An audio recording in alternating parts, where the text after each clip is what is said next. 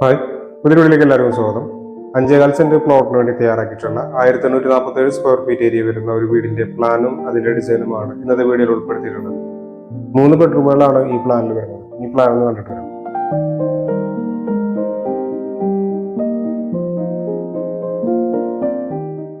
5.4 saint പ്ലോട്ടിനാണ് ഈ ഒരു plan തയ്യാറാക്കിയിട്ടുള്ളത്.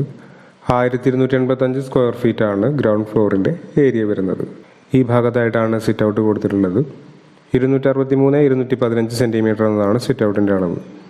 സിറ്റ് ഔട്ട് നിന്നും ഈ ഒരു ലിവിങ് ഏരിയയിലേക്കാണ് കിടക്കുന്നത്.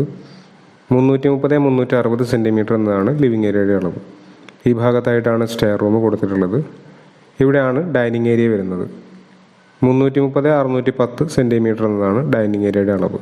2 ബെഡ്റൂമുകളാണ് ഗ്രൗണ്ട് ഫ്ലോറിലുള്ളത്. ഇത് ആദ്യത്തെ ബെഡ്റൂമാണ്. 370-390 സെൻറ്റിമീറ്റർ എന്നാണ് ഈ ബെഡ്റൂമിൻ്റെ അളവ്. ഈ ബെഡ്റൂമിന് ഒരു അറ്റാച്ച്ഡ് ബാത്റൂം കൊടുത്തിട്ടുണ്ട്. ഇത് രണ്ടാമത്തെ ബെഡ്റൂമാണ്. 370-360 സെൻറ്റിമീറ്റർ എന്നാണ് ഈ ബെഡ്റൂമിൻ്റെ അളവ്. ഈ ബെഡ്റൂമിനും അറ്റാച്ച്ഡ് ബാത്റൂം വരുന്നുണ്ട്. ഈ ഭാഗത്തായിട്ടാണ് കിച്ചൺ കൊടുത്തിട്ടുള്ളത്. 300-390 സെൻറ്റിമീറ്റർ എന്നതാണ് കിച്ചൻ്റെ അളവ്. കിച്ചനോട് ചേർന്ന് ഒരു വർക്ക് ഏരിയയും കാണാവുന്നതാണ്. ഇത് ഫസ്റ്റ് ഫ്ലോറിൻ്റെ പ്ലാനാണ്. ഒരു ബെഡ്റൂമാണ് ഫസ്റ്റ് ഫ്ലോറിലുള്ളത്. 370-390 സെൻറ്റിമീറ്റർ എന്നതാണ് ഈ ബെഡ്റൂമിൻ്റെ അളവ്. ഈ ബെഡ്റൂമിന് അറ്റാച്ച്ഡ് ബാത്റൂം കൊടുത്തിട്ടുണ്ട്. ഈ ഭാഗത്തായിട്ട് ബാൽക്കണിയും വരുന്നുണ്ട്. 1847 സ്ക്വയർ ഫീറ്റ് ഏരിയ വരുന്നതുകൊണ്ട് തന്നെ 34 ലക്ഷം രൂപയ്ക്ക് മുകളിൽ ഈ ഒരു വീടിൻ്റെ ബജറ്റ് കണക്കാക്കേണ്ടതായിട്ട് വരും.